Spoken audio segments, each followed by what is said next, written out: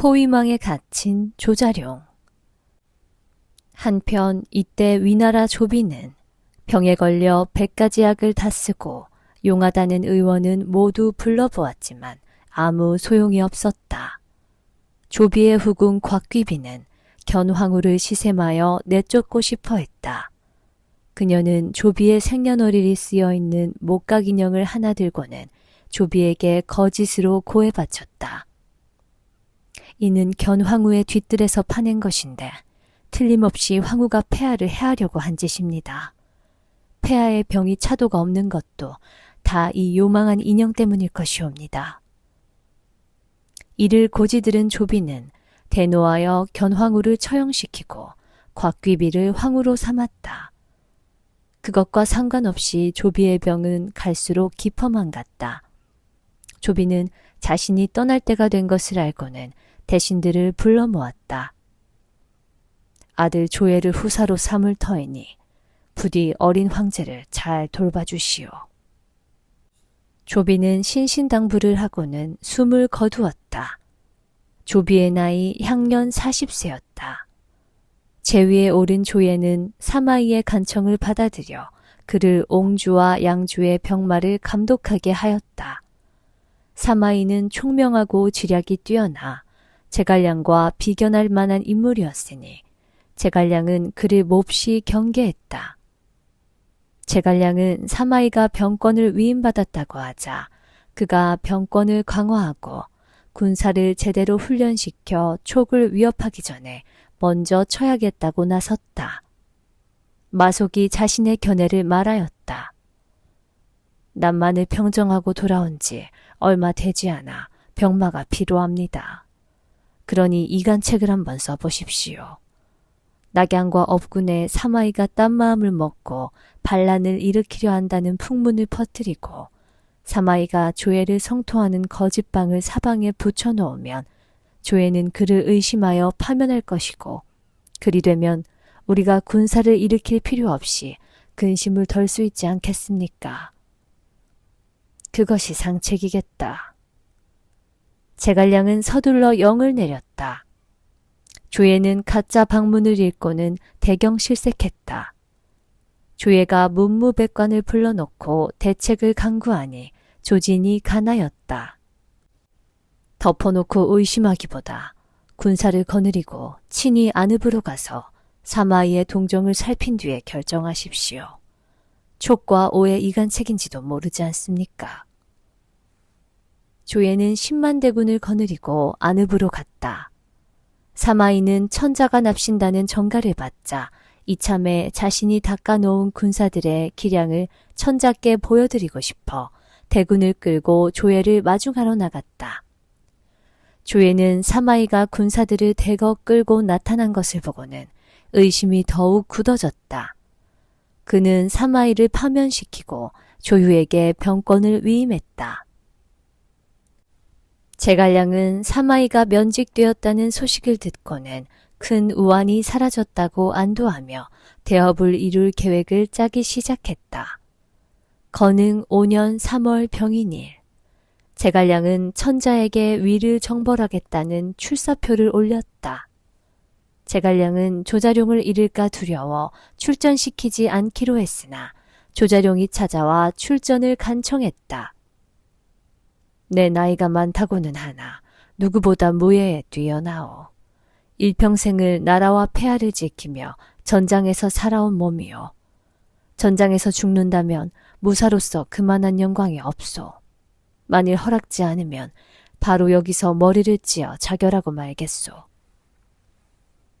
제갈량은 할 수 없이 조자룡을 선봉대장으로 삼아 군마를 이끌고 출전에 나섰다.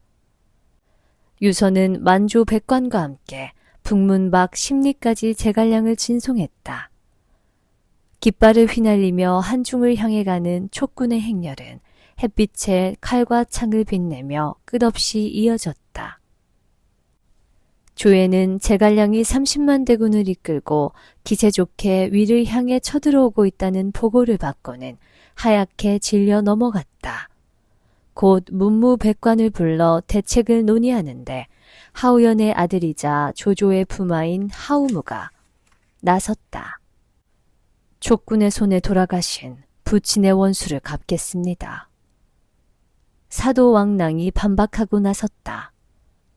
전장에 한 번도 나가보지 않은 사람을 어찌 대장으로 내보낸단 말이오. 이 말에 하우무는 대노하여 소리쳤다. 내가 제갈량을 산채로 잡아오지 못하면 돌아와 다시는 천자의 얼굴을 뵙지 않을 거요. 하우무는 조예의 앞에서 맹세했다. 조예는 결국 하우무를 대도독으로 삼고 관서에 군마를 맡겼다. 하우무는 서량대장 한덕에게 그의 네 아들과 8만 강병을 이끌고 촉병과 대적하라 명했다. 한덕의 군마는 복명산에서 촉군과 마주쳤다. 노장 조자룡이 창을 잡고 달려나오니 조자룡이 연로하다고 만만하게 여긴 한덕의 네 아들이 차례로 덤벼왔다. 조자룡이 비록 나이가 들었다고는 하나 결코 만만한 존재가 아니었다. 한덕의 세 아들은 조자룡의 창에 저세상으로 가고 하나는 사로잡히고 말았다. 촉군이 승세를 몰아 진격해가니 서량군은 대패하여 물러갔다. 다음날 하우무는 복병을 교묘히 숨겨놓고는 조자룡에게 싸움을 걸었다.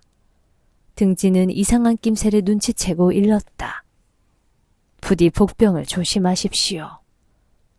조자룡은 그 말을 한 귀로 흘려들으며 말했다. 그 젖비린내 나는 못난 놈을 뭐 겁낼 게 있겠는가. 난 평생을 전장터에서 누빈 장수라네. 하지만 등지가 염려한 대로 복병이 도처에 깔려 있었으니 결국 조자룡은 위병의 몇 겹 포위망 속에 갇히고 말았다. 조자룡은 저도 모르게 탄식했다. 이렇게 죽게 될 줄은 몰랐구나. 그런데 어느 순간 갑자기 위병들이 흩어지고 포위망이 무너지기 시작했다. 한 젊은 장수가 창을 휘두르며 달려오니 위병은 이를 보고 도망치기 급급했다. 승상의 명을 받아 장군을 구해드리러 왔습니다. 조자룡에게 절하는 이는 장포였다. 다른 편에서도 젊은 장수가 청룡도를 휘두르며 달려왔다. 승상의 명을 받들어 장군을 도우러 왔습니다. 이번에 절하는 이는 관응이었다. 촉군에게 대패한 하우무는 남한군으로 도망쳐서 꼼짝도 하지 않았다. 제갈량은 계교를 짜서 먼저 안정군을 취하기로 했다. 성이 함락되니 안정군수 최량은 부득불 항복을 하는 수밖에는 없었다. 제갈량은 최량의 항복이 진심이 아님을 꿰뚫고 있었다. 계책을 세운 제갈량이 최량에게 명을 내렸다. 남양군수 양능을 설득하여 우리 촉에게 항복하게 하거라. 남한으로 간 최량은 과연 군수 양능 피신에 있는 하우무와 머리를 맞대고 제갈량을 속여 거짓 항복을 하고 촉군을 칠 계략을 짰다. 최량이 돌아와 제갈량에게 거짓으로 고했다.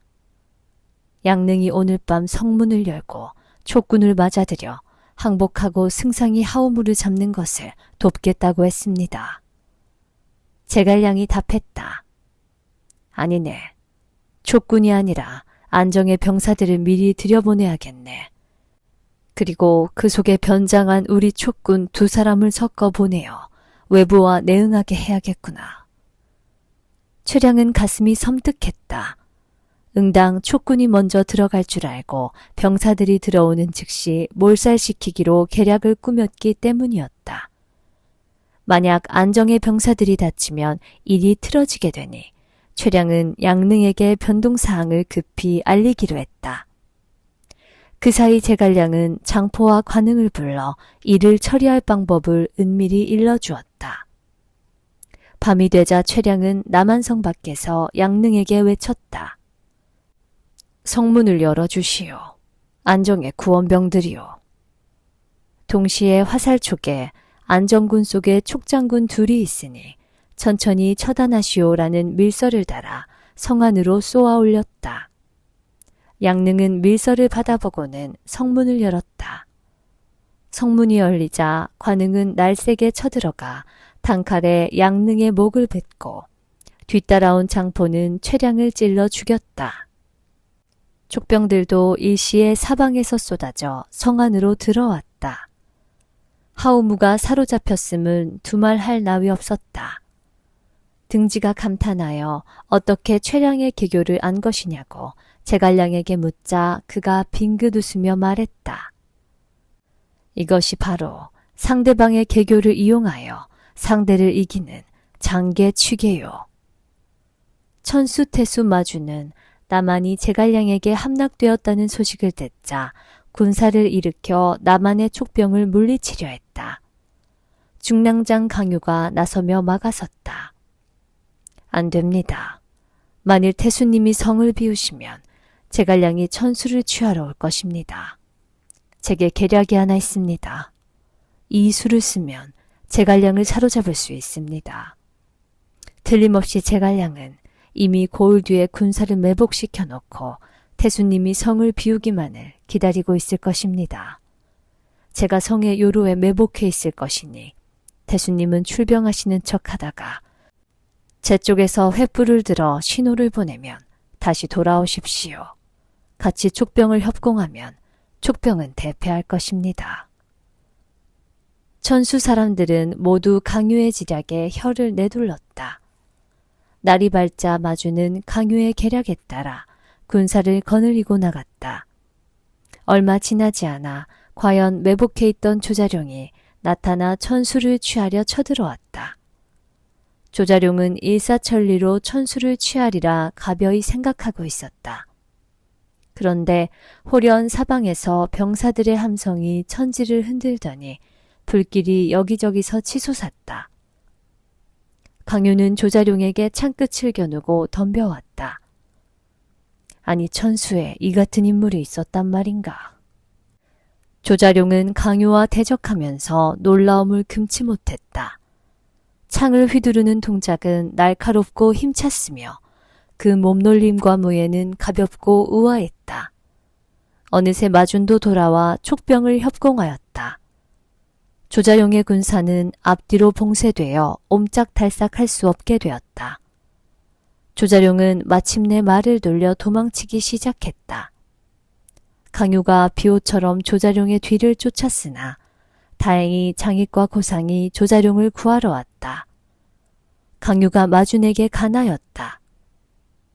조은이 패하여 돌아갔으니 반드시 공명이 친이 올 것입니다. 군사를 나누어 매복시키고 성안의 방비도 물샐 틈 없이 해야 합니다. 제갈량이 과연 친히 군사를 끌고 와 진격했으나 천수성의 가치는 정체되어 있고 군용은 엄숙하기 짝이 없었다. 성은 한 귀퉁이도 함락되지 않았다. 밤이 되니 호련 사방에서 불길이 치솟고 함성이 진동하더니 강유가 군마를 이끌고 나타났다. 강유의 군사들이 어디서 움직이는지조차 알 도리가 없었다. 촉병은 순식간에 무너졌다. 장포와 관웅은 제갈량을 호위하여 포위망을 뚫고 간신히 달아났다. 제갈량은 강유를 두고 경탄을 금치 못했다.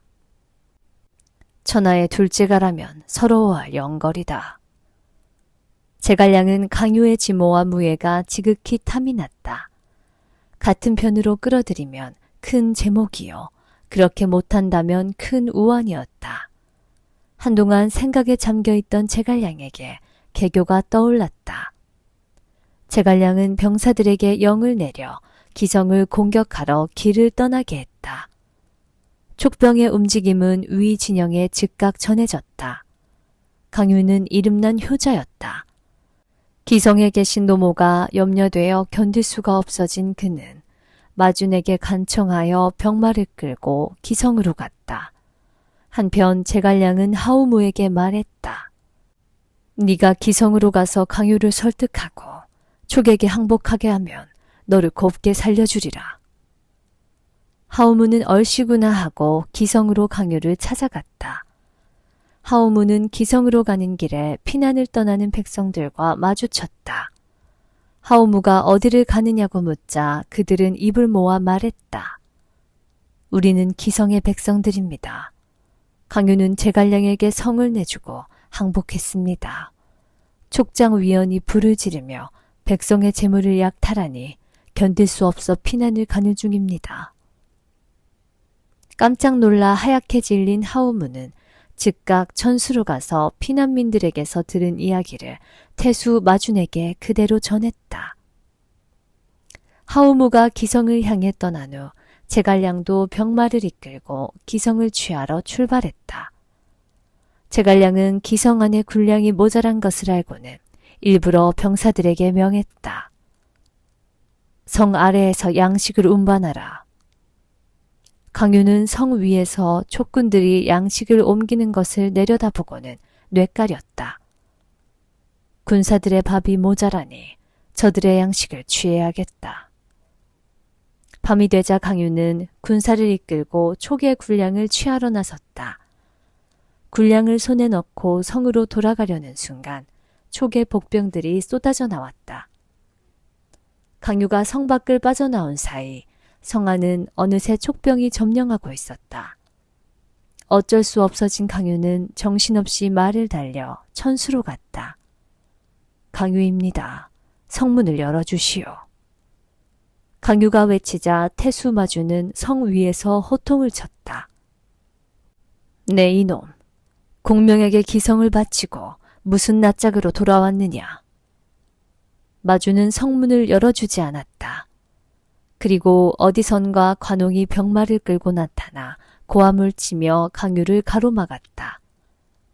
강유가 황급히 말을 돌려 달아나려고 하는데 병사들의 호위를 받으며 수레한 채가 나타났다. 수레 위에는 학창이를 입고 윤건을 쓴 제갈량이 부채를 든 채 앉아 있었다. 강유는 이제 달아나려고 해도 길이 없으니 말에서 내려 항복하는 수밖에 없었다. 제갈량이 강유의 손을 잡으며 말했다. 내 평생에 쌓아온 학문을 가르쳐 물려주고 싶어도 적당한 인재를 찾지 못해 늘 근심이었다. 그런데 오늘 그대를 만나니 기쁘기가 한량없구나. 부디 내 가르침을 따라주길 바란다. 천하제일의 모사에게 이렇듯 과분한 대우를 받자 강유도 가슴이 벅찼다.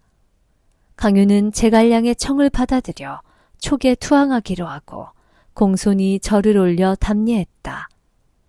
제갈량이 천수를 취할 계략을 묻자 강유는 지체 없이 개교를 알려주었다. 천수성 안에는 양소와 윤상이라는 저의 절친한 친구가 있습니다. 그들에게 화살로 밀서를 전하면 틀림없이 내란을 일으켜 천수를 점령할 수 있습니다.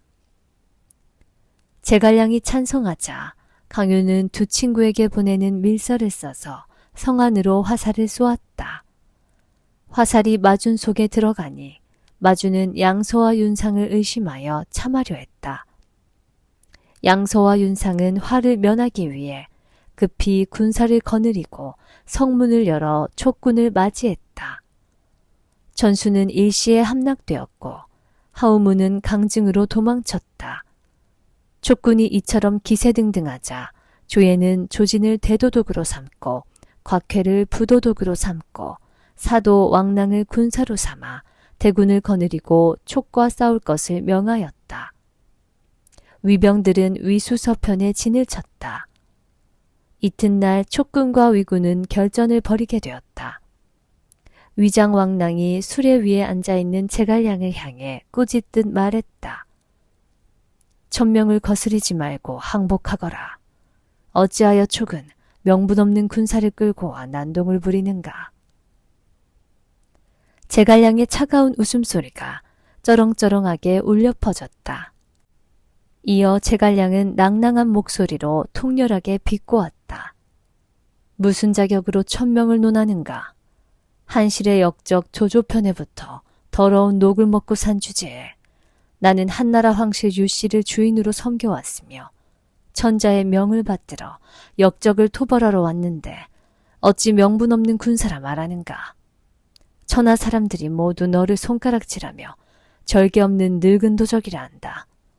내 놈은 죽어서도 한실 황제 24분에 용안을 참아 마주하지 못할 것이다. 왕랑은 제갈량의 말을 듣고 나자 대꾸할 말이 없었다. 왕랑의 마음속에 부끄러움과 후회와 분노가 참을 수 없이 끓어올랐다. 70대의 노장 왕랑은 마음의 충격을 심하게 받자 이를 견디지 못하고 말에서 떨어져 숨이 끊어지고 말았다. 위군은 왕랑의 시신을 거두어 돌아와서는 밤에 촉군을 맞아 싸울 준비를 했다. 제갈량은 일부 군사는 위군을 습격하도록 하고 다른 군사들은 각각 나누어 매복시키고는 가짜 진영을 꾸며 위병을 유인했다.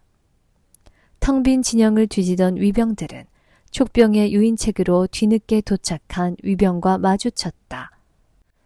이들은 서로를 알아보지 못하여 같은 편끼리 죽고 밟는 참극을 빚었다. 그 사이 촉의 복병들이 사방에서 쏟아져 위군을 치니 또다시 위병은 대패하여 쫓겨갔다. 조지는 패하여 돌아온 뒤 서강국의 철군에게 지원병을 얻었다. 서강의 군대는 전쟁에 능숙하고 용맹하기로 이름난 병사들이었다. 이들은 위병을 도와 술에 가득 병기를 싣고 호호탕탕 촉군을 치러 갔다. 때는 겨울이라 폭설이 내리고 있었다. 제갈량은 서강국의 병사들까지 합세한 위병과 대적해야 하자 함정을 팠다. 정예 부대는 강병 뒤에 숨겨두었다.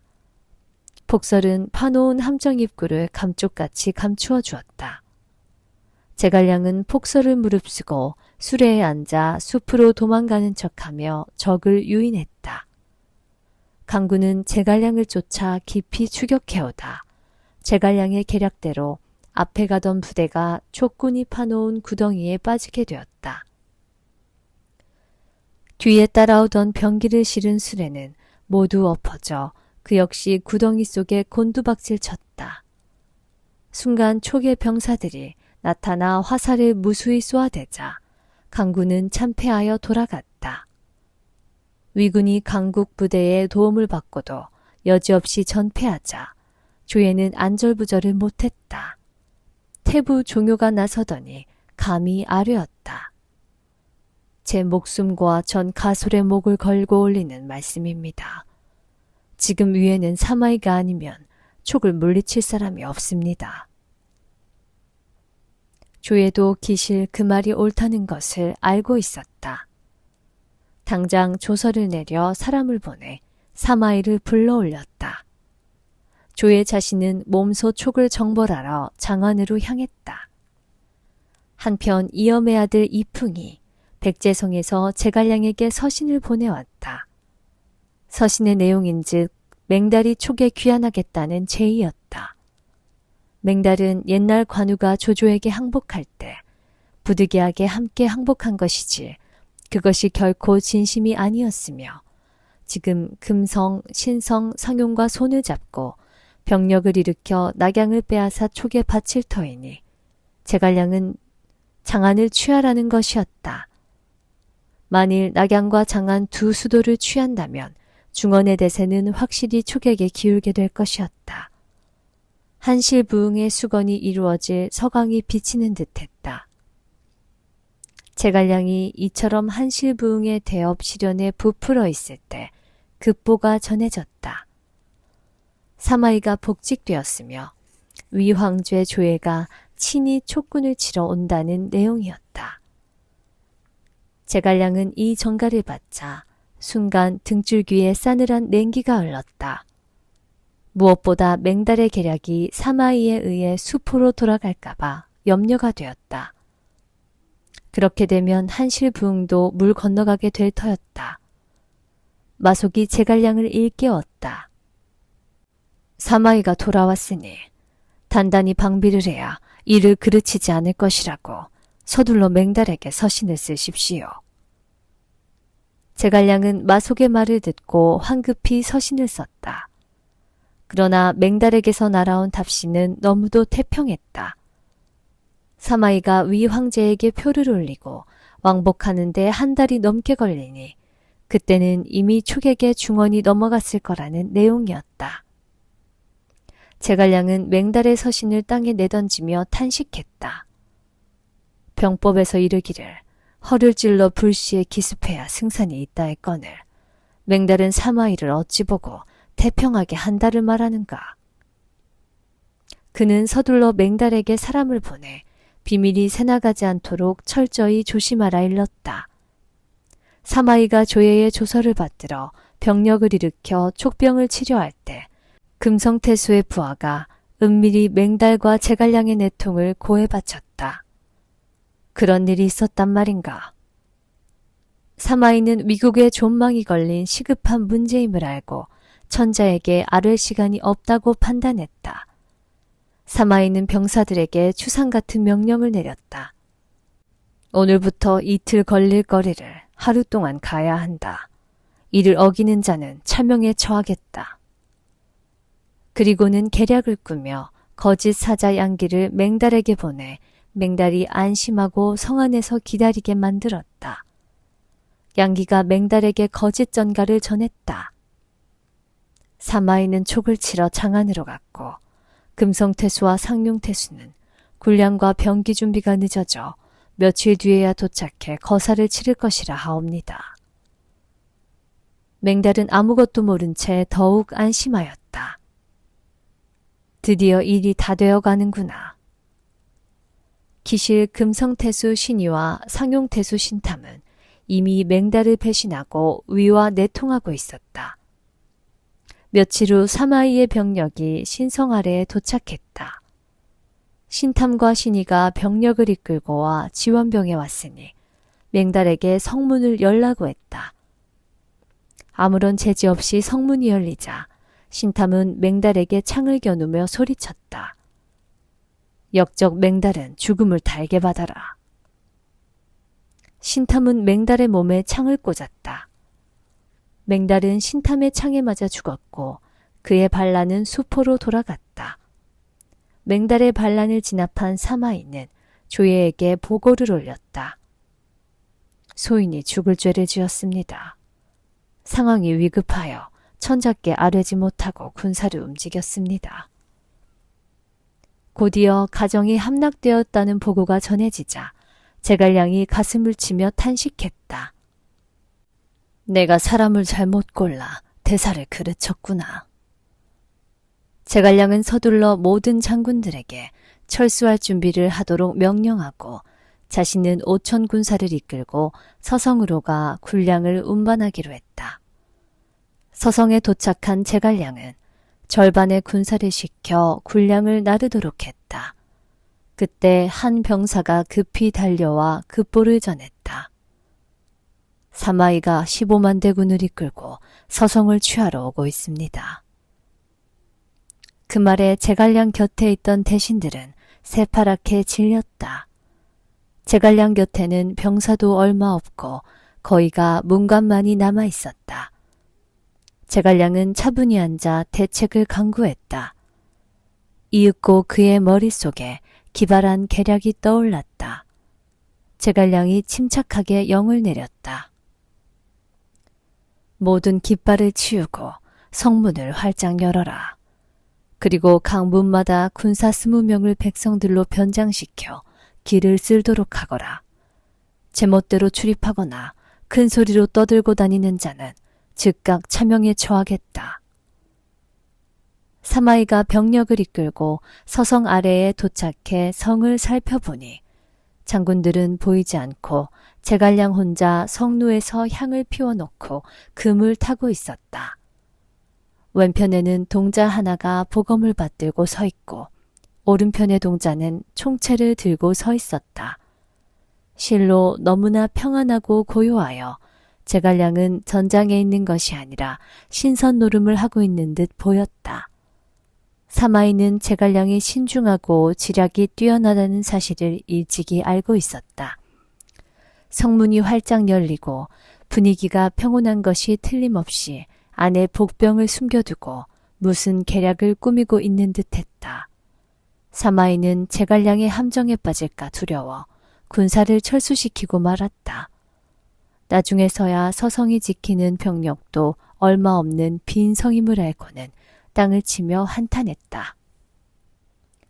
내가 아직 공명을 따라가려면 멀었구나. 제갈량은 군사를 돌려 한중으로 돌아왔다. 가정에서 참패한 마속은 스스로 몸을 결박지어 제갈량 앞으로 나왔다. 제가 승상의 명을 따르지 않고 큰 실수를 저질러 군사를 잃고 나라를 위험하게 했으니 약속한 대로 벌을 받겠습니다. 다만 청이 하나 있으니 제 아들놈의 뒤를 잘 돌봐주십시오. 제갈량은 마속을 향해 대노했다. 너는 다 된 밥에 재를 뿌려 대사를 완전히 그르쳤다. 군령대로 네 목을 베야겠다. 네 아들은 내가 친아들처럼 돌볼 터이니 걱정 말거라. 마속은 더 이상 입을 열지 못하였다. 제갈량이 이를 악물고 무사들에게 명을 내렸다. 어서 나가 이자의 목을 쳐라. 제갈량은 돌아서서 땅을 쳤다. 선제께서 돌아가시기 전에 내게 마속을 등용치 말라고 당부하셨거늘 그 말씀을 거슬러 이 꼴이 되었다. 선제를 뵐 낯이 없도다. 제갈량은 눈물을 멈출 줄 모르더니 마침내 목이 쉬도록 통곡하였다. 마속을 참하고 난 제갈량은 유선에게 표를 올리고 승상직을 물러났다. 제갈량의 표를 받은 유선은 문무백관을 불러놓고 입을 열었다. 짐은 굳이 제갈 승상이 물러날 이유는 없다고 봅니다. 그러자 시중비 의진이 가나였다. 신이 듣기로 나라를 다스리는 이는 법을 중하게 여겨야 한다고 했습니다. 만약 법을 제대로 시행치 않으신다면 무엇으로 사람을 복종케 하시겠습니까? 유선은 할 수 없이 조서를 내려 제갈량을 우장군으로 강등시켰다. 하지만 승상의 업무는 계속 맡아 군마를 감독하게 했다. 제갈량은 다시 군마를 정돈하고 훈련시키며 위를 칠 준비를 하였다. 사마이는 이 소식을 듣고는 황제에게 보고를 올렸다. 공명이 이번에는 틀림없이 옛날 항고조의 계략을 본떠 몰래 진창을 평정하고 들어오려 할 것입니다. 그러니 학소에게 진창 입구에 성을 쌓아 굳게 지키도록 해주십시오. 조에도 이를 허락하며 촉에 대한 방비를 늦추지 말라고 일렀다. 제위에 오른 오나라의 손권. 위는 한편으로 계속 동호를 치고 싶은 마음이 굴뚝 같았다. 그 무렵 마치 동호파양의 태수 주방이 조유에게 성을 바치고 손권을 물리칠 7가지 계략을 알려주겠다고 나섰다. 조예는 이 보고를 받더니 즉각 사마이와 가규에게 명령을 하달했다. 어서 끌고 가 조유를 도와 동호를 치시오. 가규는 염려하는 마음이 들었다. 이것이 만일 모두 동호의 계략이면 어쩝니까? 주방 그자가 거짓으로 항복하는 것일지도 모르지 않습니까? 사마이는 대답하였다. 물론 그것도 조심해야 하오. 그러나 무엇보다 때가 왔을 때 동호를 쳐야 하오. 가규는 군사를 이끌고 갈 길을 재촉했다. 사실 주방은 위에게 거짓 항복한 것이었다. 주방은 위의 군사를 깊숙이 유인해 놓고 동호의 군사들에게 위군의 뒤를 공격하게 할 참이었다. 송건은 육손에게 명을 내렸다. 위군이 도착하면 병사를 이끌고 즉시 공격하시오. 육손이 허리를 굽혀 명을 받았다. 전투태세를 준비하고 있겠나이다. 송건은 왕건을 잠시 대행시키고 몸소 채찍을 휘두르며 이번 전쟁을 지휘했다. 조유 또한 주방이 꾀가 많은 것을 알고는 그가 거짓 항복한 것이 아닐까 의심이 들기 시작했다. 주방은 조유의 의심을 받자 대성통곡을 하며 칼을 뽑더니 자신의 목에 대고 자결하려 했다. 조유는 이를 보고 황급히 주방을 저지했다. 주방이 소리치며 자신의 결백을 주장했다. 이는 틀림없이 동호의 이간책입니다. 저는 위에 대한 충성심을 표하기 위해 역시 자결해야겠습니다. 그가 또다시 칼을 자기 목에 겨누자 조유는 온몸으로 달려들어 주방을 말렸다. 주방은 기어이 자신의 머리칼을 베어 땅에 던지며 진심임을 표하였다. 조유는 이후 주방에 대한 한 점 의심도 갖지 않게 되었다. 조유는 주방이 가르쳐주는 대로 병력을 끌고 석정으로 갔다. 오나라 장군 서성, 주환, 전종은 세 갈래 길로 나누어 위군을 협공했다. 주방에게 속아 아무런 대책 없이 있던 위군은 협공을 당하자 어리빠져 자기 편끼리도 서로 몰라보고 난투극을 벌였다. 조유는 병장을 모두 잃고 참패했다. 다행히 가규가 병력을 이끌고 나타나 오군의 포위를 뚫고 도주할 수 있었다. 조유가 분기탱천하여 주방을 찾았을 때 진작은 흔적도 없이 자취를 감춘 뒤였다. 육소는 군마를 정리하여 돌아갔다. 위군에게서 빼앗은 군량과 군수품은 헤아릴 수 없이 많았고 항복한 위병은 수만에 이르렀다. 송건은 몸소 문무백관을 끌고 성 밖으로 나가 승전하고 돌아오는 병사들을 맞았다. 송건은 주방의 머리털이 잘려나간 것을 보고는 그 노고를 치하했다. 경은 검은 머리털을 잘라가며 대사를 완성케 했으니 그 공적을 책에 기록하게 하겠다. 육소는 송건에게 간했다. 위가 오에게 대패하였으니 위군의 기세가 많이 꺾였을 것이옵니다. 주상에게 촉의 국서를 보내시어 공명에게 이때를 놓치지 말고 위를 치라 하심이 좋을 듯합니다. 제갈량은 동호로부터 소식을 전해받자 문무백관을 불러 위를 칠 일을 논의하였다. 그때 조자룡의 아들 조통과 조광이 들어가 뵙기를 청하였다. 그들은 들어와 엎드려 울며 부친 조자룡의 죽음을 알렸다. 제갈량은 이 소식에 목을 놓아 울었다. 촉이 기둥 하나를 잃고 내가 오른팔을 잃었구나. 제갈량은 조통과 조강에게 어서 입성하여 천작게 조자룡의 죽음을 아뢰도록 했다. 유선도 조자룡의 죽음을 알고는 눈물을 흘렸다. 짐은 조자룡이 아니었으면 젖먹이 때 진작 죽었을 것이다. 유선은 슬픔에 못 이겨 통곡을 멈출 줄 몰랐다. 이 시기 제갈량이 지휘하는 촉의 군사들은 병력이 강하고 말은 기운찼다. 병기와 양식이 풍족하니 만반의 준비가 갖추어진 듯했다. 제갈량은 다시 위를 치기로 결심하고 또 한 번 후 출사표를 울렸다.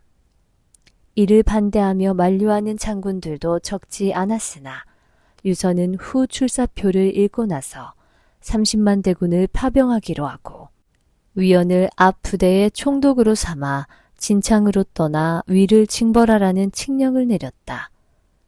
제갈량이 30만 대군을 거느리고 위국으로 쳐들어온다는 보고가 들어오자 조진이 조예에게 자청하고 나섰다. 신이 병력을 이끌고 가서 촉을 대적하겠습니다. 조진은 또 농서 사람 왕상을 선봉으로 삼게 해달라며 추천했다. 왕상은 키가 구척에 곰과 같은 허리와 호랑이 같은 등을 가졌으며 그 용맹은 장정 1만 명이 달려들어도 당해내지 못할 정도라는 것이었다. 조예가 대답했다. 그렇다면 일단 입성하여 짐과 한번 만나도록 하지요. 조예가 왕상을 만나보니 과연 조진이 말한 것과 틀린 바가 없었다. 조예는 왕상에게 비단 점포와 금갑옷을 하사하고는 조진과 함께 출전하여 촉군을 물리칠 것을 윤허했다. 제갈량이 이끄는 촉병은 드디어 진창에 도착하여 진을 치고 공격을 개시했다. 하지만 진창은 진작부터 학소가 사마이의 영을 받고 성벽을 쌓아 철동같이 지키고 있는 곳이었다. 공격한 지 20날이 지나도록 진창은 함락될 기미가 보이지 않았다. 제갈량이 초조해하며 계책의 골몰에 있을 때 한술 더 떠서 조진과 왕상이 지원군을 이끌고 와 성 밖에 진을 치고 있다는 전갈이 왔다. 촉병과 위의 지원군 사이에 혈전이 벌어졌다. 과연 왕상의 무예와 용맹은 전륜했다. 왕상은 단칼에 사웅을 베어 죽였고 장인은 큰 상처를 입고 패하여 돌아왔다. 강유는 제갈량에게 여차여차하는 것이 어떠냐며 계책을 일러주었다. 제갈량은 이를 듣더니 곧 강유의 계책대로 이를 추진했다. 조진은 뜻하지 않게 밀서 한 장을 받았다. 밀서는 촉군에 있는 강유가 보낸 것이었다. 신은 위국의 녹을 먹은 지 오래입니다. 다만 어쩔 수 없이 촉에 항복하였으니 이번에 장군을 도와 촉과의 전쟁에서 공을 세워 속죄하고 싶은 마음뿐입니다. 저는 뒤에서 촉군의 군량에 불을 지를 터이니 이것을 신호로 하여 장군께서는 새를 몰아 촉을 치십시오. 틀림없이 제갈량을 생포할 수 있을 겁니다. 그 내용을 접한 조진은 크게 기뻐했다. 천운이 절로 따르는구나. 조진은 바로 비오에게 명을 내려 병사 5만을 끌고 사곡으로 가 촉과 대적하게 했다. 비오는 병력을 이끌고 사곡으로 들어갔다. 하룻밤이 지나도록 휩쓸며 돌아다녀도 촉병은 그림자도 보이지 않았다. 그리하여 비오가 진을 치려고 하는데 제갈량이 수레 위에 앉아있는 것이 보였다. 후면에는 불길이 솟고 있었다. 비오는 급히 사전에 약속한 대로 병력을 이끌고 쳐들어갔다. 그런데 부지불식간에 사방에서 촉의 복병들이 쏟아져 나오기 시작했다. 위의 병마는 완전히 기진맥진해 있는 상태였기에 촉의 포위망을 뚫을 힘이 없었다. 비오는 맥이 풀렸다. 촉에 항복하여 수치스럽게 목숨을 구하느니 이대로 자결하겠다. 그는 칼을 뽑아 목을 찔러 장렬히 자결하고 말았다. 위의 대도독 조진은 비오가 자결하고 위군이 대패했다는 보고를 받자 발을 동동 굴렀다. 강유의 거짓 항복에 속았구나. 가슴을 치며 후회해도 이미 모든 것은 늦어 있었다. 조예는 조진이 강유의 계략에 걸려 병력을 잃고 크게 패했으며 촉병은 기산으로 갔다는 소식을 듣자 급히 사마이를 불러 대책을 논의했다. 사마이는 조예에게 아뢰었다. 촉군은 절대 진창을 함락시킬 수 없습니다. 진창을 통하지 않으면 군량을 운반하기 어렵기 때문입니다. 위군이 진창만 잘 지킨다면 촉군은 지금 식량으로는 얼마 버티지 못하니 군량이 떨어져 저절로 물러갈 것이옵니다. 조예가 사마이에게 물었다. 경은 모든 것을 꿰고 있으니 직접 군사를 끌고 출전하면 어떻겠소? 이에 사마이는 정중히 아뢰었다. 신도 그리하고 싶으나 지금 동호의 움직임이 범상치 않습니다. 응당 이곳을 지키고 있어야 할 듯합니다. 조예는 조진에게 단단히 이르는 영을 내렸다. 절대 촉을 공격하지 말고 단지 굳건히 지키고 있으라. 적을 쫓아 깊이 추격하는 일도 없게 하라. 칙서를 받은 조진은 고개를 갸웃거렸다. 그러나 촉병이 물러가지 않으면 어쩌라는 건가? 곽회가 가나였다. 왕상에게 양식이 운반되는 길을 순시하라 이르면 촉병은 감히 나오지 못할 것입니다. 손예도 계략 하나를 꺼내놨다. 촉군은 양식이 급할 테니 우리가 거짓으로 양식을 운반하는 척하면 촉군은 우리의 양식을 취하려 할 것입니다. 수레에는 뗄나무와 유황을 가득 실어 촉군이 공격할 때 불을 지르고 또 뒤에서 복병이 공격하게 하면 틀림없이 대승을 거둘 테니 그리하면 어떻겠습니까? 조진은 소녀의 계략을 따르기로 했다. 염탐군이 번개같이 달려와 제갈량에게 보고를 올렸다. 위군이 양식 1천여 수레를 서산해 저장해 두고 있습니다. 제갈량은 이를 듣고 빙긋 웃으며 말했다. 나는 평생 동안 화공법을 써온 사람이다. 감히 어찌 위군이 나를 속일 수 있겠느냐. 군량 수레 속에는 틀림없이 인화물질이 들었을 것이다. 제갈량은 즉각 장군들을 불러 개교 하나를 일러주었다. 마대는 가짜 군량 수레에 불을 지르도록 하고 마춘과 장인은 복병을 맞아 싸우게 했다. 오방과 오이는 촉진을 공격하는 위병을 대적하게 하고 장포와 간응은 위군이 출병한 사이 위진을 점령할 것을 명했다. 장군들은 각각 명을 받들어 채비를 갖추었다. 밤이 되어 시간이 이경에 이르자 제갈량은 기산의 높은 곳에 앉아 전장의 상황을 살폈다. 군량 수레에 불이 붙어 불빛이 대낮처럼 밝았다.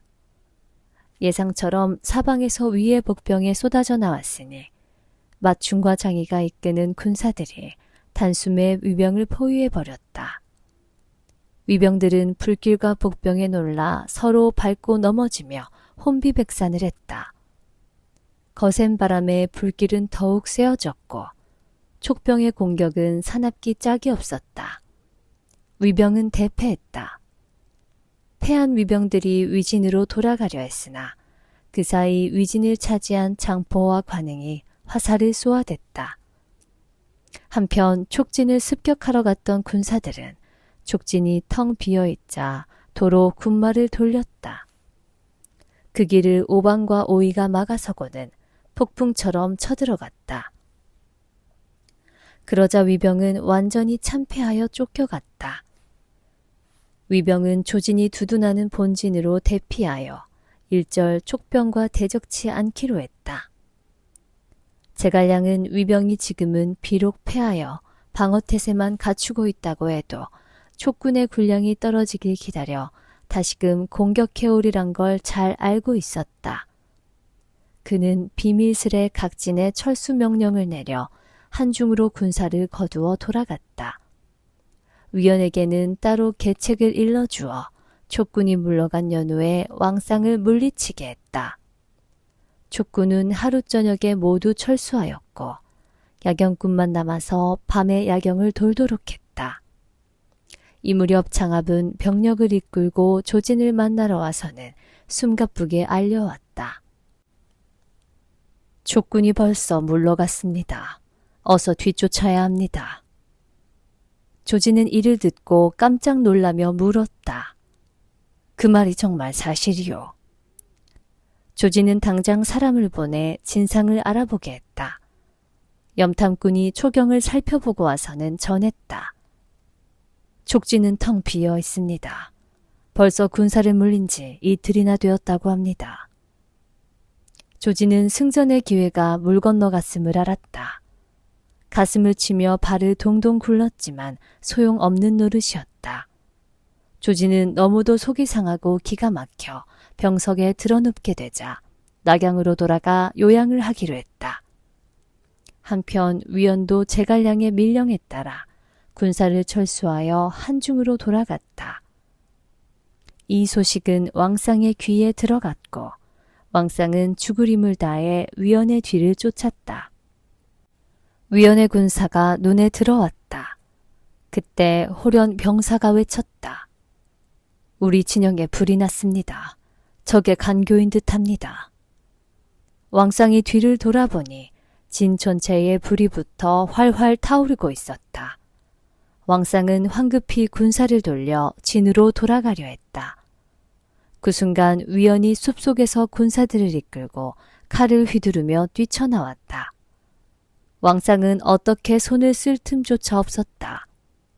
위원의 단칼에 왕상의 목이 허무하게 떨어졌다. 대장의 죽음을 눈앞에서 본 위병들은 기겁을 하며 뿔뿔이 흩어졌다. 촉의 대승은 이내 동호 손건의 귀에도 들어갔다. 손건은 위의 기세가 크게 꺾인 것을 알게 되자 이 틈에 위를 정벌하고 싶었다. 군신들에게 말하니 장소가 나서서 아뢰었다. 지금 산에는 봉황이 내려와 춤추고 강에는 용이 여러 차례 나타났다 하옵니다.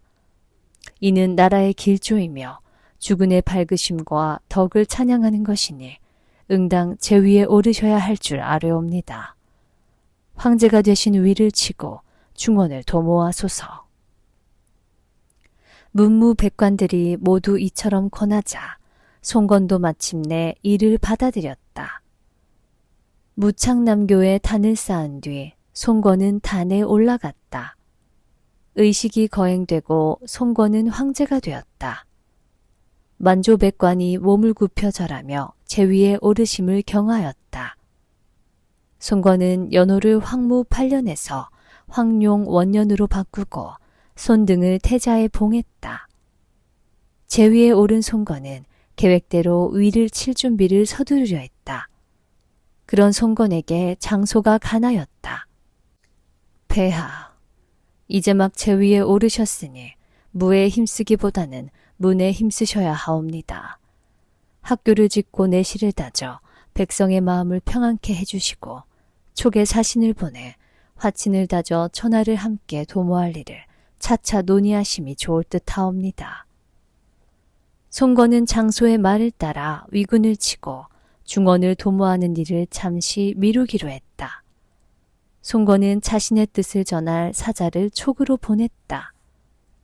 사자가 촉에 도착하여 유선에게 아련을 청하자 유선은 문무백관을 불러놓고 물었다. 오해 송건이 스스로 제 위에 오르고 우리에게 화친을 청하니 어찌해야 좋겠습니까? 군신들이 입을 모아 간했다. 엄연히 한나라 황실의 정통을이어 제 위에 오르신 폐하가 계신데 송건이 황제를 칭하는 것은 있을 수 없는 일이옵니다. 응당 동호와는 연을 끊으셔야 합니다. 승상께 여쭤보겠소. 유선이 제갈량에게 사람을 보내자 제갈량은 사람을 보내 다음과 같이 답하였다. 동호의 사신을 보내 예물을 전하고 치하한 후에 동호의 육손으로 하여금 위를 치도록 하십시오. 그럼 위의 사마이가 육손을 대적할 것입니다. 그러고 나면 촉은 기산으로 가서 창안을 도모함이 좋을 듯합니다. 유선은 그 말을 따르기로 했다. 촉의 사신은 예물과 유선의 서신을 손건에게 전했다. 손건은 촉의 권유를 받고 곰곰이 생각하다 육손을 불러 이를 논의했다. 육손은 제갈량의 계산을 훤히 꿰뚫고 있었다. 육손이 가나였다. 이는 공명이 사마이가 두려워 동호에게 덮어 씌우는 것입니다. 병력은 일으키되 위와 동호의 전쟁이 아니라 촉과 위의 전쟁이 되게 해야 합니다. 기병하는 신용만 하고 위가 촉병에게 패하기를 기다렸다. 비어있는 중원을 취하십시오. 송건은 고개를 끄덕였다. 나도 경과 같은 뜻이오. 송건은 중원을 취할 채비에 들어갔다. 이때 제갈량은 학소가 병으로 위독하다는 소식을 듣고 다시금 진창을 함략할 계획을 세우고 있었다. 제갈량이 장포와 관홍에게 비밀스럽게 계략을 일러주었다. 이어 위원과 강유를 불러들인 제갈량은 3일 후 성안의 불을 신호로 무조건 진창성을 칠 것을 명했다. 위원과 강유가 미심적인 마음으로 진창성에 도달해보니 병졸 한 명이 보이지를 않았다. 그런데 홀연 성안에 불길이 솟더니 제갈량이 나타나는 게 아닌가. 왜 이리 더디오느냐.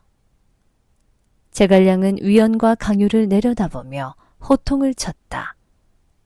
내가 3일 안에 기습하라 이른 것은 진창이 대비할 틈을 주지 않도록 한 것이다. 성안의 첩자에게 불을 지르게 하고 관홍과 장포를 먼저 출전시키고 나는 그 병사들 사이에 변장을 하여 여기로 온 것이다. 너희는 어서 상관에 습격해라. 늦으면 위군이 당도한다. 제갈량이 명하자 강유와 위원은 제갈량의 병법에 혀를 내두르며 산관으로 향했다. 학소는 성안의 상황이 이 지경이 된 것을 알고는 병이 더 깊어져 숨을 거두고 말았다. 제갈량은 군사를 끌고 기산으로 돌아갔다. 조예는 동호의 군사가 위를 치러 곧 당도할 것이란 보고를 받고는 귀신이라도 본 듯 놀랐다. 조예는 사마이를 불러 대책을 물었다. 사마이는 결코 흔들리지 않았다. 폐하, 염려하지 마십시오. 동호는 괜히 허장성세하는 것입니다. 기실은 굿이나 보고 떡이나 먹으면서 편히 앉아 어부지리를 취하겠다는 속셈입니다. 지금 우리는 단지 촉을 경계해야 합니다. 조예는 고개를 끄덕여 인정했다. 경의 말이 옳소. 경이 대도독을 맡아 제갈량과 대적하도록 하시오. 무도와 은평에서 상황이 급박하니 구원병을 보내달라는 소식이 오자 사마이는 곽해와 조예를 불렀다. 어서 가서 무도와 은평을 구하고 촉병의 뒤를 공격하시오. 그러면 촉군은 저절로 혼란이 일어나 흩어질 것이오. 곽해와 손예가 명을 받아 길을 떠나는데 사병이 와서 급보를 전했다. 무도와 은평은 이미 촉군이 점령했다 하옵니다. 뭐라고? 그게 사실인가? 곽해와 손예는 망연자실해서 서로의 얼굴을 바라보았다. 곽해와 손예가 돌아와 제갈량이 무도와 은평을 취했음을 사마이에게 알렸다. 사마이는 제갈량이 백성들을 안심시키기 위해 진안에 머물지 않을 것이라 짐작하고는 장압과 대릉을 불렀다. 지금 공명은 영문 안에 있지 않을 터이니 가서 촉진을 기습하라. 그의 명령을 받은 장암과 대릉은 촉진으로 쳐들어갔다. 하지만 제갈량은 진작부터 준비가 되어 있었다. 장압과 대릉은 순식간에 촉군에 포위되어 간신히 목숨을 부지하여 도망 나왔고 위군은 완전히 대패했다. 제갈량이 계속 승전보를 전하자 유서는 즉각 조서를 보냈다. 공명선생은 위병을 물리쳐 촉의 위험을 천하에 떨쳤으니 이제 승상의 자리에 복직해 주시오. 제갈량은 거듭 사양했으나 장군들이 천자의 뜻을 받아들여야 한다고 강경히 권하니 그제야 향을 피우고 공손히 절하며 조서를 받았다.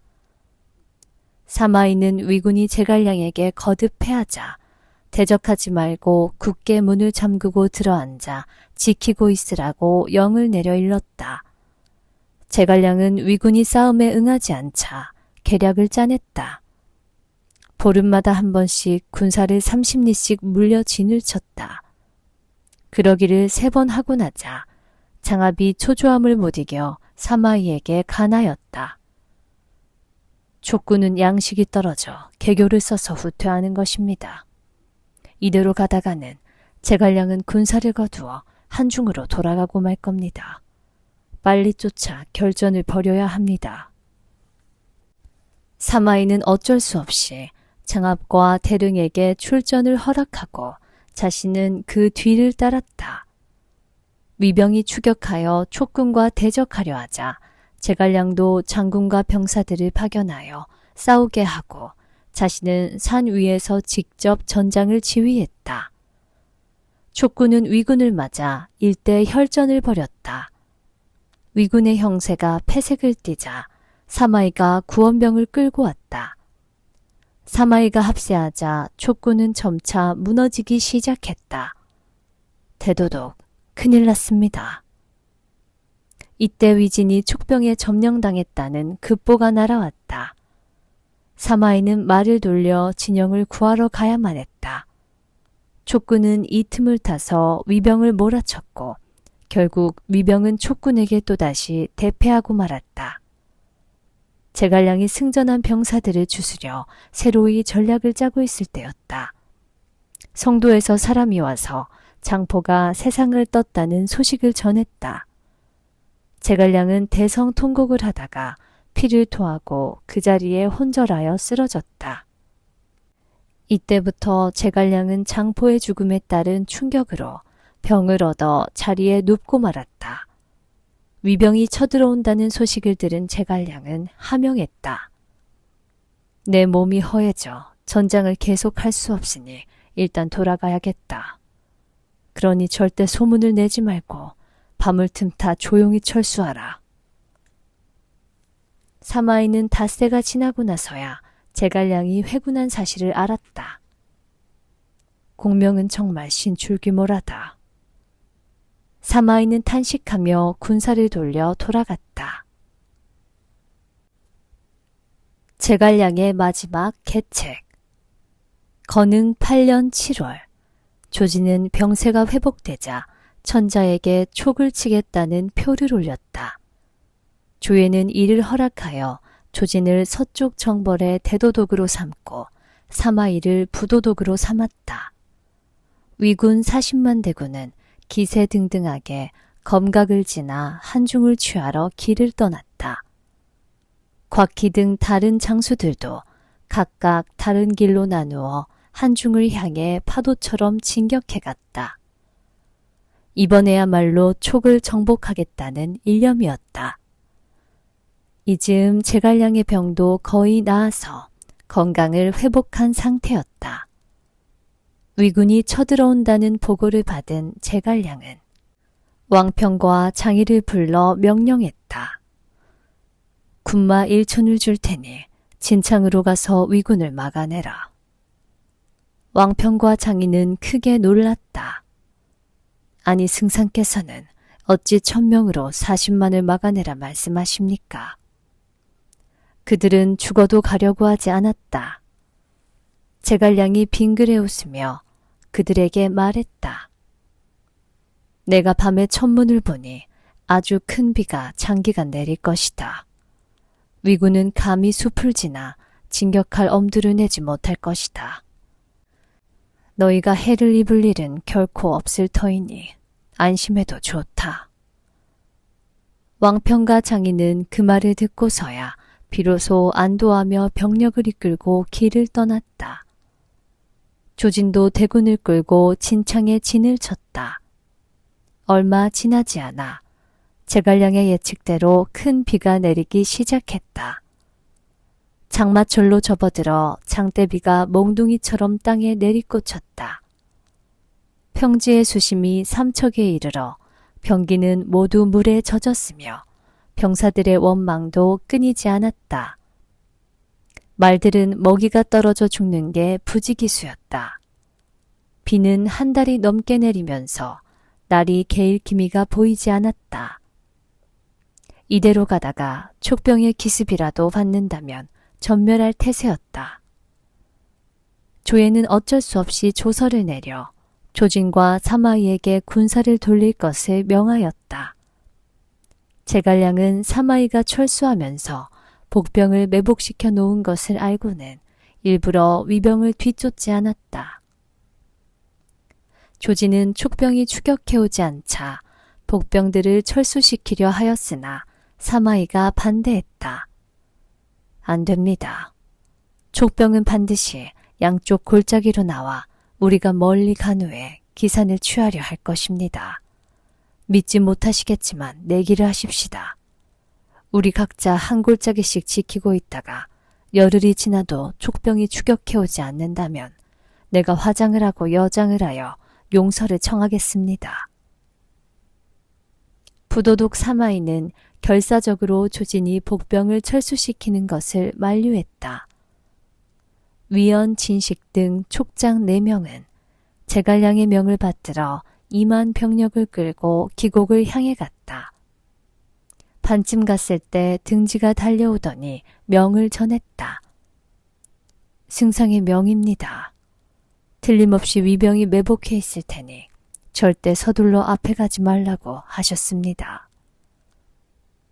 위원과 진식은 이 말을 듣지 않았다. 5천 군사를 끌고 계속 기곡으로 진격해 가던 진식 앞에 갑자기 포성 소리가 한번 울려왔다. 골짜기에서 천지가 들끓는 소리가 나며 매복해 있던 위군이 쏟아져 나왔다. 다행히 위원이 군마를 끌고 와서 진식은 간신히 목숨을 부지할 수 있었으나 완전히 대패하여 군사는 겨우 수백 기밖에 남지 않았다. 조지는 부장 진량을 시켜 촉의 정세를 염탐하게 했다. 일주일째가 되어도 촉병은 그림자도 비치지 않자 조지는 사마이와의 내기에서 자신이 이겼다는 생각을 하고 더욱 해이해진 마음을 가졌다. 그날 밤이 되자 난데없이 촉군들이 진량의 부대를 거침없이 기습해 들어와 조진을 사로잡으려 했다. 조진은 불시에 당한 일이라 미처 방어할 태세조차 갖추지 못하고 있었다. 조진은 완전히 촉군에게 포위되어 있다가 사마이의 군사가 도착하여서야 겨우 목숨만 건진 꼴이 되었다. 수치심과 충격으로 조진은 또 병이 도져 몸져 누웠다. 제갈량은 승리를 거두어 기산을 완전히 손에 넣게 되었다. 그는 진식이 자신의 명령을 어긴 죄로 차명에 처했다. 물론 위원에게도 책임이 있었으나 제갈량은 따로 계획이 있었기에 위원은 그대로 살려두었다. 조진이 병상에 누웠다는 소식이 들리자 제갈량은 장담했다. 내가 편지 한 장을 써서 조진에게 전할 생각이다. 그는 틀림없이 이 편지를 읽고는 분을 참지 못하고 죽을 것이다. 제갈량은 항복한 위병을 시켜 조진에게 서신을 전했다. 조진은 지금까지 위병의 패적을 낱낱이 적은 제갈량의 편지를 받고는 정말 분을 못 이겨 화병으로 죽고 말았다. 조예는 조진이 제갈량의 편지를 받고 화병으로 죽었다는 소식을 듣고는 서둘러 사마이에게 출전 명령을 내렸다. 사마이는 대군을 끌고 나갔다. 위병과 촉병이 서로 마주보고 대치하였다. 제갈량은 수레에 앉아 깃털 부채를 흔들며 여유롭게 앉아 있었다. 사마이는 제갈량에게 시비를 걸었다. 우리 먼저 진법으로 싸워보자. 진다면 나는 깨끗이 물러나겠다. 제갈량은 기다리고 있었다는 듯이 대답했다. 좋다. 일세를 풍미하는 천재적 지략가들이 자웅을 겨룰 준비에 들어갔다. 제갈량은 팔진법을 펼쳤다. 팔진 안에 들어온 위병들은 문을 찾을 수가 없었다. 진 안에 갇힌 위장들은 모두 꼼짝없이 촉진에 끌려갔다. 제갈량은 웃으며 그들에게 일렀다. 사마이에게 병법 공부나 좀 더 하고 오라고 일러라. 내 특별히 너희들의 목숨을 살려줄 것이니 군귀와 말은 두고 가야 한다. 제갈량은 병사들에게 영을 내려 이들의 옷을 벗기고 얼굴에 검은 칠을 하여 위 진영으로 돌려보내게 했다. 사마이는 군사들이 우스운 몰골로 돌아오자 대노했다.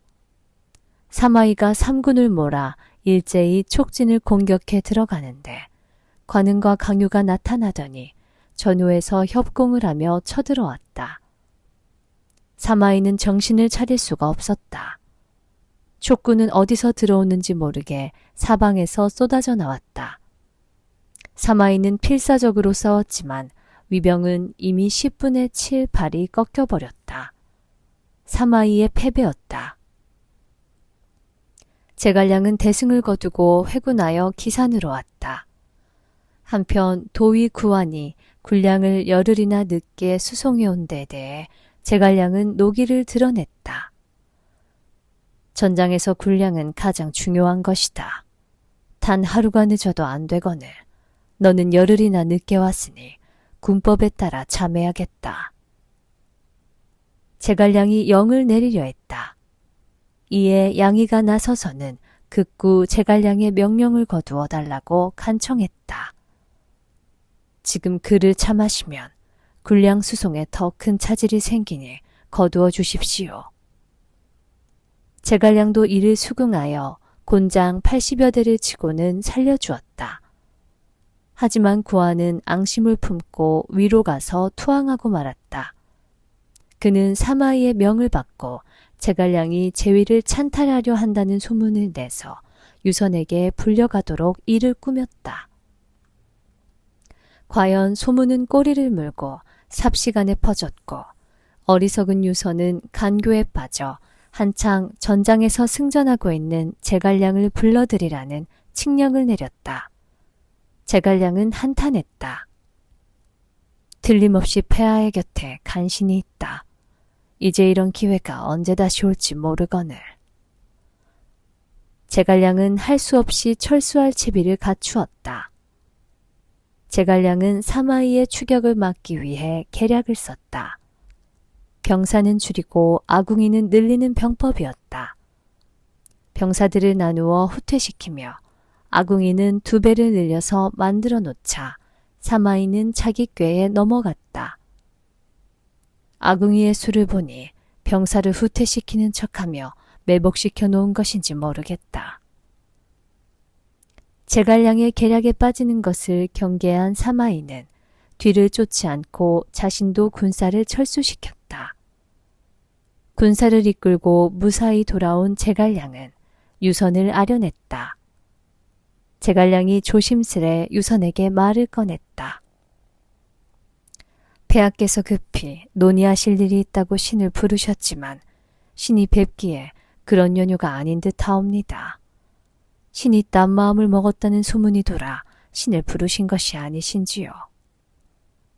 유선은 몹시 난감해하다가 사실대로 토설했다. 실은 그렇습니다.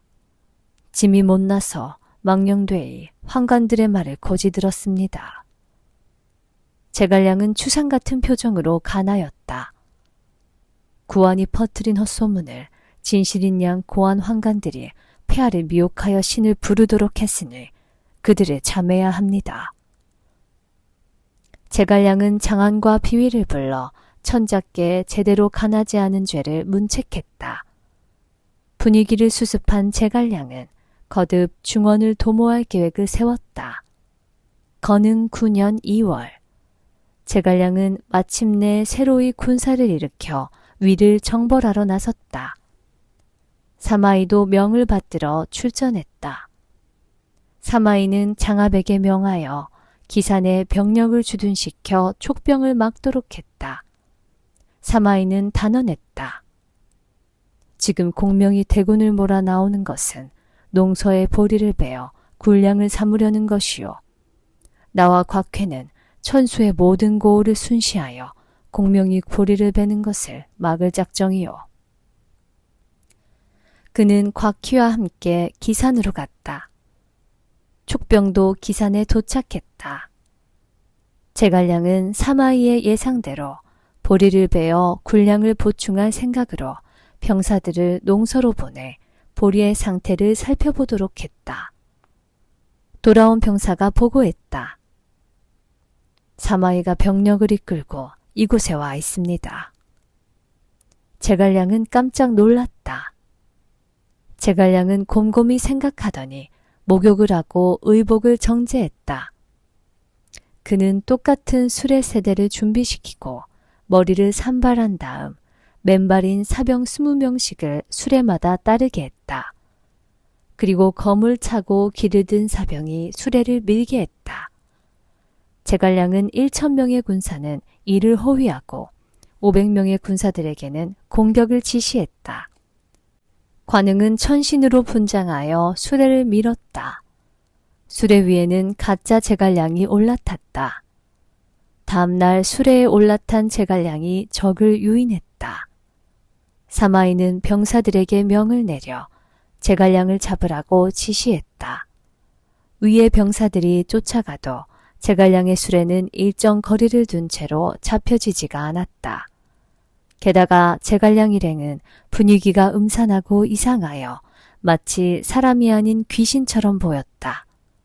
호련 몇 대의 수레가 연달아 나타났다. 수레마다 제갈량이 앉아 있었다.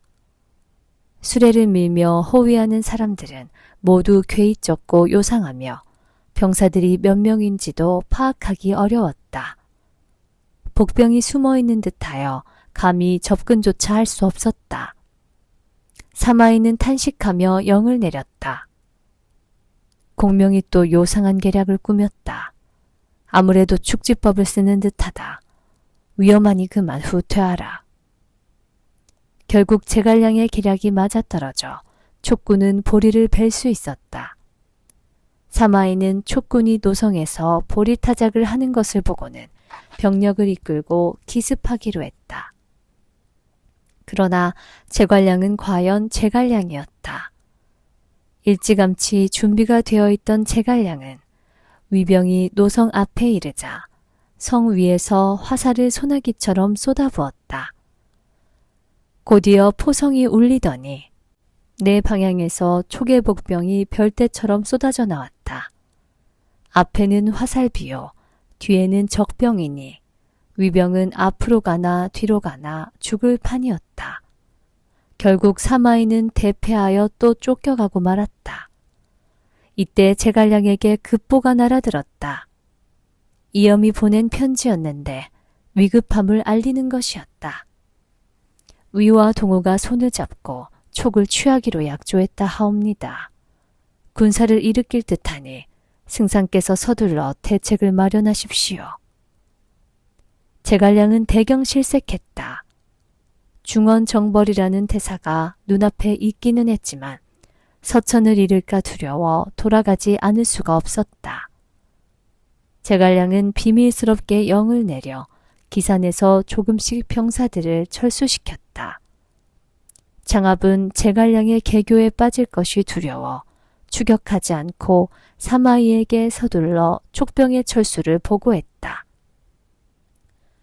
사마이는 장압의 보고를 받고 몸소 나가서 촉병이 주둔하던 성을 살폈다. 과연 성은 비어 있었다.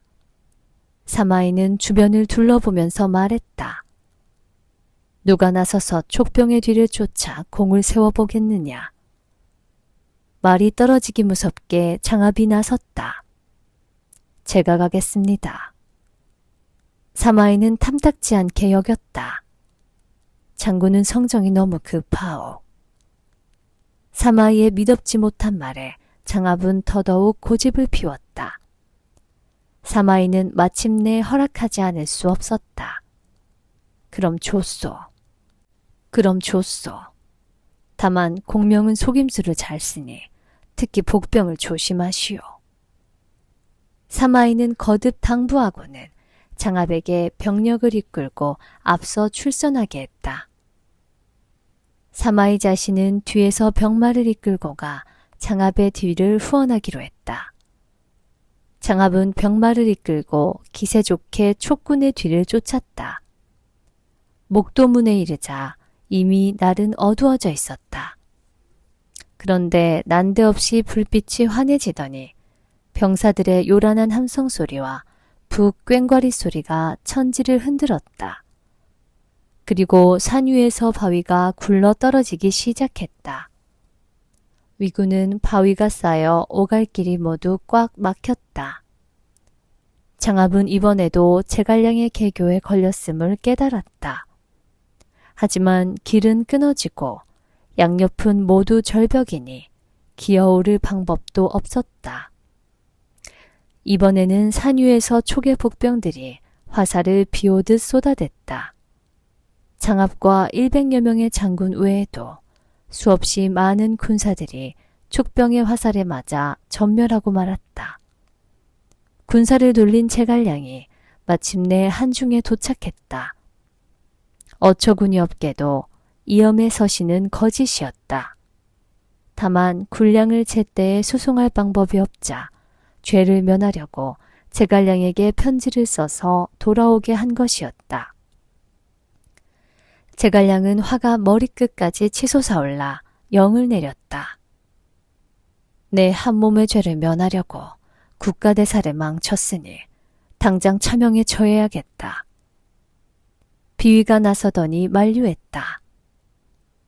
이엄이 패하께 군량은 충분한데 군사께서 왜 병마를 돌리셨는지 알 수 없다고 아뢰었다 하옵니다. 이엄을 차명에 처하면 폐하의 위신에 해가 될까 염려되옵니다. 제갈량도 생각을 해보니 이엄을 참하면 이엄의 말을 고지들은 유선의 어리석음만 내보이는 꼴이 될 것 같았다. 제갈량은 황제께 청하여 이엄을 평민으로 강등시키고 귀양을 보냈다. 제갈량은 또다시 군사를 정돈하고 군량을 비축하며 위를 정벌할 계획을 세우기 시작했다.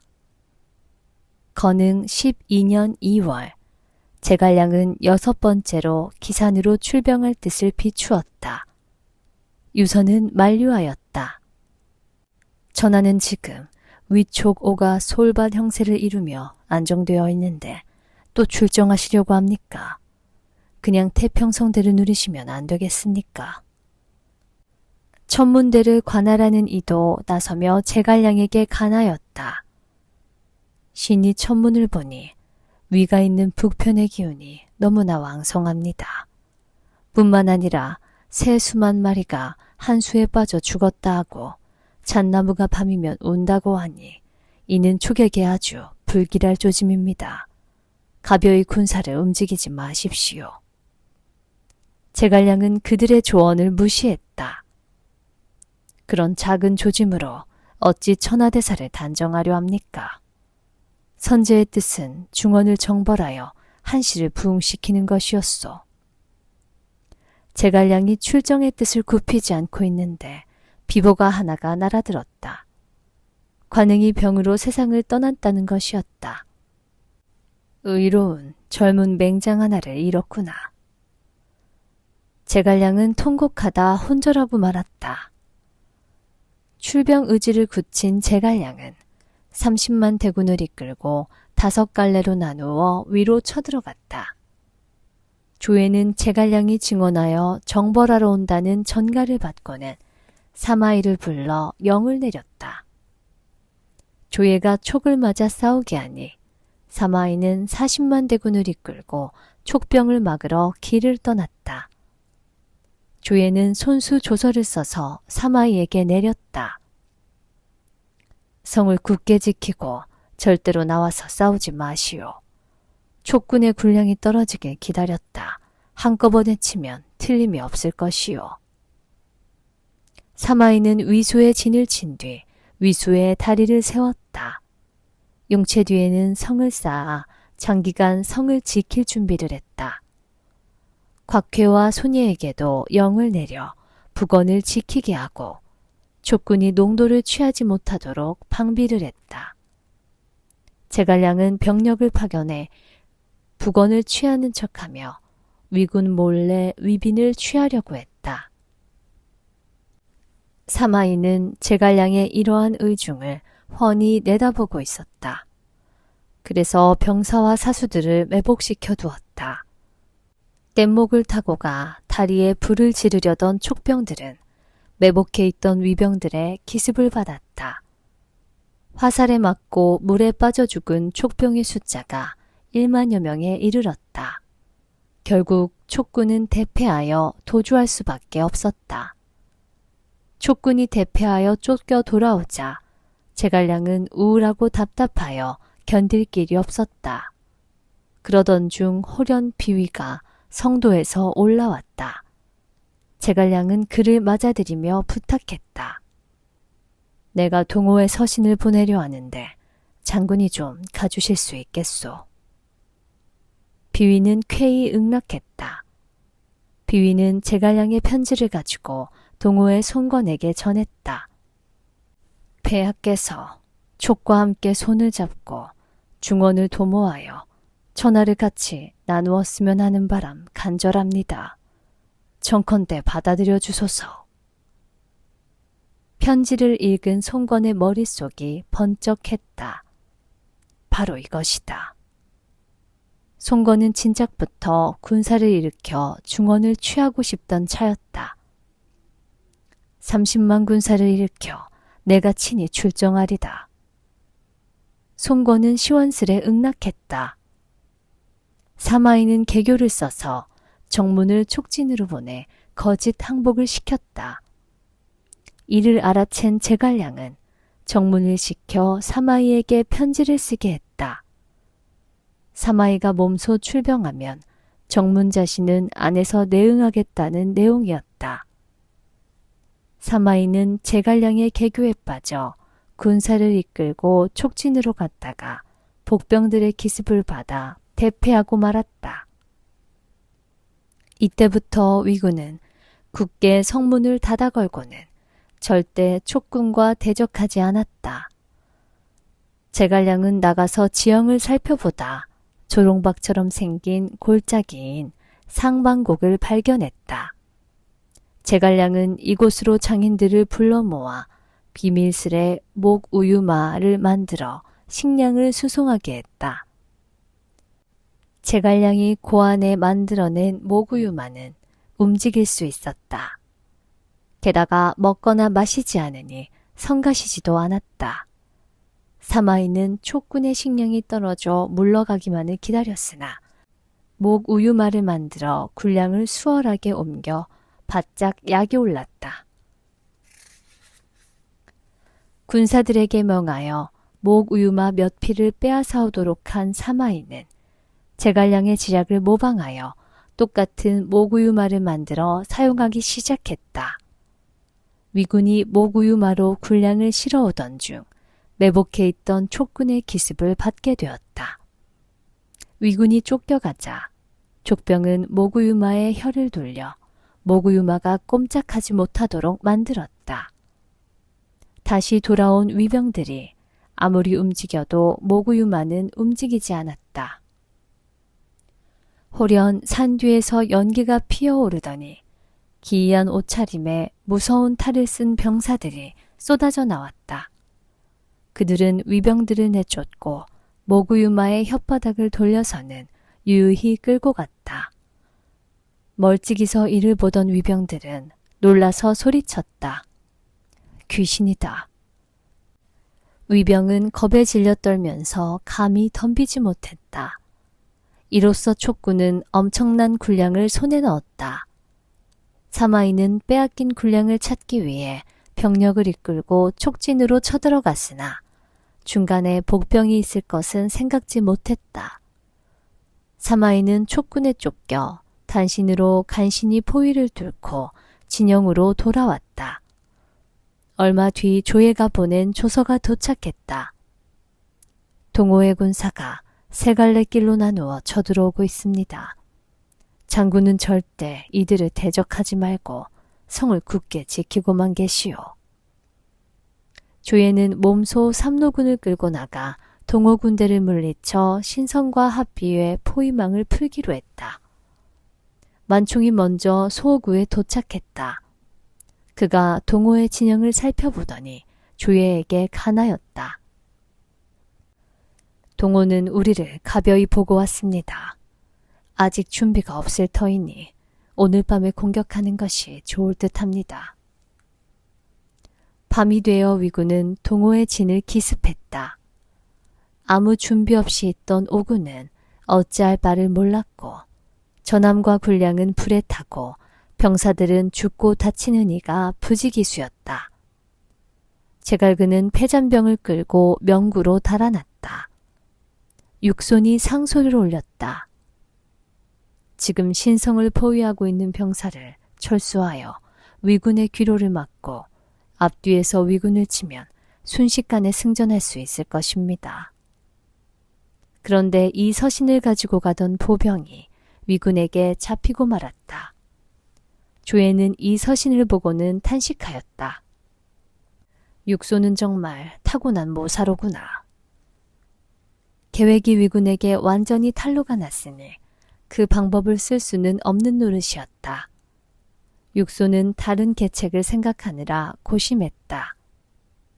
제갈그는 육손에게 서신을 보내 동호의 군사들을 철수시키는 편이 좋겠다고 권했다. 이에 대해 육손은 따로 생각이 있다는 말만 전하니 의아해진 제갈근이 직접 육손의 진으로 가보았다. 육손의 사병들은 콩과 팥을 심으며 농사를 짓고 있고 육손은 장군들과 활쏘기 놀이를 하고 있었다. 이를 본 제갈근은 의욕이 들어 육손에게 물었다. 이것이 어찌 된 일입니까? 육손은 쉽게 답하였다. 계략을 적에게 들켜 철수하려 생각하고 있습니다. 다만 급하게 물러가면 위군이 쫓아와 공격할 터이니 서서히 안전하게 물러가야지요. 사마이가 병력을 그냥 묶어두고 움직이지 않자 제갈량은 상방곡으로 군량을 옮겨 위군이 이를 알도록 했다. 위병은 상방곡에 매복해 있다가 촉병의 모구유마를 여러 차례 빼앗았다. 촉병은 매번 거짓패하여 달아나니 위병이 얻은 양식은 상당량이 되었다. 사마이는 이런 일이 계속되자 마침내 출전 결심을 굳히게 되었다. 촉병이 거짓패하여 달아나는 척하니 사마이의 골짜기는 깊은 곳으로 유인되었다. 이때 촉병이 사방에서 쏟아져 나오고 산 위에서는 화살이 비오듯 날아왔다. 여기저기서는 불길이 치솟으니 사방이 불길에 둘러싸였다. 사마이는 두 아들을 끌어안고 길게 탄식했다. 여기서 우리 삼부자가 죽게 되는구나. 골짜기에 지뢰까지 묻어놓은 제갈량은 산 위에서 이를 내려다보며 무한히 기뻐하고 있었다. 이번에야말로 사마이를 해치우는구나. 그 순간 느닷없이 하늘이 캄캄해지더니 하늘이 무너질 듯 거센 빗줄기가 쏟아졌다. 불은 순식간에 꺼졌고 지뢰는 터지지 못하였다. 사마이 부자는 이 틈을 놓치지 않고 결사적으로 포위망을 뚫고 도주했다. 제갈량은 가슴을 치며 탄식했다. 사람이 하고자 하여도 그 이루어짐은 하늘이 결정하는 것 어쩔 수가 없구나. 제갈량은 병마를 돌려 오정원으로 갔다. 혼쭐이 난 사마이가 굳게 버티며 촉의 도전에 응하지 않자 제갈량은 사마이에게 서신과 선물을 보냈다. 사마이가 제갈량이 보내온 편지를 뜯어보니 조롱이 가득했다. 대장부가 창과 칼을 피해 숨어 있으니 아녀자와 같구나. 여인의 일복을 보내니 잘 받아두어라. 선물은 여인의 옷 한 벌이었다. 그렇지만 사마이는 조금의 동요도 없이 태연하게 편지를 읽고 선물을 받았다. 선물과 서신을 전하러 온 사자에게도 후한 대접을 하며 물었다. 승상은 요즘 어떻게 지내시는가? 일찍 일어나시고 식사는 적게 하시며 모든 일을 직접 처리하십니다. 사자의 대답에 사마이가 싸늘하게 웃었다. 적게 드시고 일을 많이 하시다니 얼마 살지 못하시겠군. 기실 제갈량의 건강은 심상치 않은 상태였다. 그때 비위가 급히 달려와 제갈량에게 소식을 전달했다. 오군이 위에게 대패하여 군량과 병기가 모두 불타고 육소는 계략이 들통나서 모두 철수했다고 합니다. 제갈량은 이 전가를 듣더니 혼절하여 반나절이 지난 다음에야 겨우 깨어났다. 제갈량은 밤이 되자 천문을 살피더니 강유를 불러 심각하게 말했다. 4명이 경각에 달렸다. 강유는 깜짝 놀라며 매달렸다. 안 됩니다, 승상. 액막에 기원을 드리고 의식을 거행하여 명을 늘려보시지요. 강유의 권고를 받아들인 제갈량은 수명을 연장할 기원을 드릴 준비를 했다. 검은 길을 들고 검은 옷을 입은 사람들이 앞에서 지키고 있고 안에는 7개의 큰 등과 49개의 작은 등을 켜고 주등 하나를 켰다. 제갈량은 주변을 둘러보면서 중얼거렸다. 이랫동안 이 주등이 꺼지지 않는다면 나의 수명이 연장될 것이다. 제갈량은 밤마다 북두칠성을 향해 기원했다. 제갈량은 낮에는 병을 무릅쓰고 일을 처리하고 저녁이면 의식을 치르며 기원을 드렸다. 제갈량이 안에서 축원을 드리면 강유는 밖에서 지키며 절대 다른 이들의 출입을 금했다. 그렇게 엿새가 지났을 때 제갈량이 켜놓은 주등이 밝은 빛을 냈다. 제갈량은 너무나 기뻤다. 그 순간이었다. 갑자기 밖이 소란해지더니 위연히 황망이 문을 열고 거세게 바람을 일으키며 들어와 소리쳤다. 위병이 쳐들어옵니다. 위원의 발길은 제갈량의 주둥을 엎질렀고 불은 탁 소리를 내며 꺼지고 말았다. 제갈량은 허망하게 칼을 땅에 내던지며 내뱉었다. 하늘이 나를 버렸구나. 병이 더욱 깊어진 제갈량은 강유를 불러 당부했다. 이것은 내가 평생 동안 공부한 것들을 24권의 책으로 엮은 것이고 이것은 10개의 화살이 한 번에 나갈 수 있게 만드는 법을 그려놓은 것이다. 이것들을 그대에게 전수하니 잘 간직하라.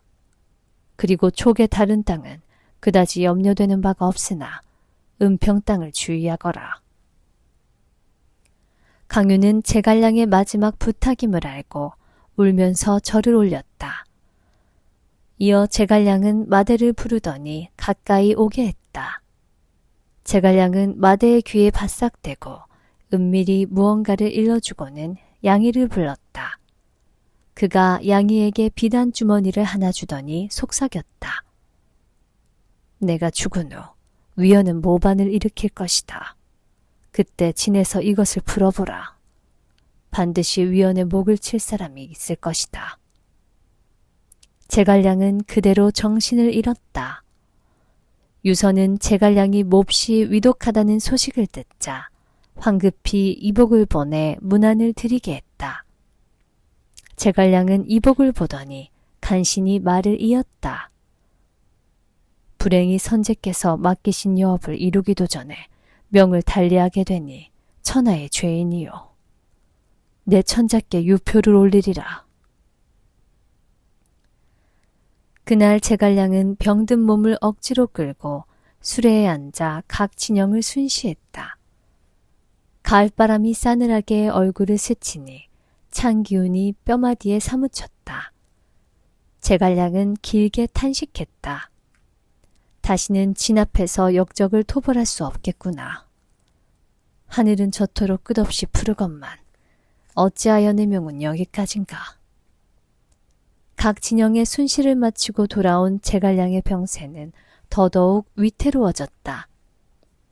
병석에 앉은 제갈량은 문방 사후를 대령케 하더니 떨리는 손으로 어렵게 유표를 작성했다.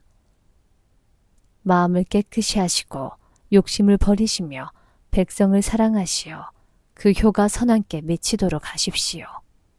신은 공을 이루지 못하고 이렇게 가게 되니 그 한이 가슴에 깊을 뿐이옵니다. 이때 이복이 천자의 명을 받들어 승상의 후계자를 물으러 돌아왔다. 제갈량은 대답했다. 장원이 승상 자리를 이을만하오. 이복이 또 물었다. 그 후에는 누구를 후사로 합니까? 비위라면 등이 할 수 있을 거요. 이복이 한 번 더 물었다. 비위 다음엔 누가 적합합니까? 제갈량은 말이 없었다. 이미 숨을 거둔 후였다. 건흥 12년 8월 24날 지모가 신에 가까운 천하제일의 모사 제갈공명은 천하통일과 한실부흥의 위대한 포부를 끝내 이루지 못하고 오장원에서 숨을 거두었다. 그의 나이 54세였다.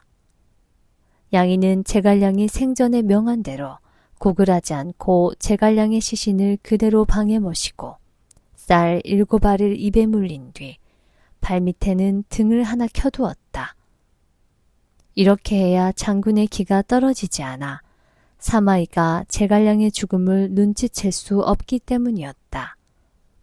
모든 준비가 끝나자 양이는 비밀스럽게 위원에게 명을 내려 뒤를 끊게 하고 한 채씩 한 채씩 조심스레 군진을 후퇴시켰다.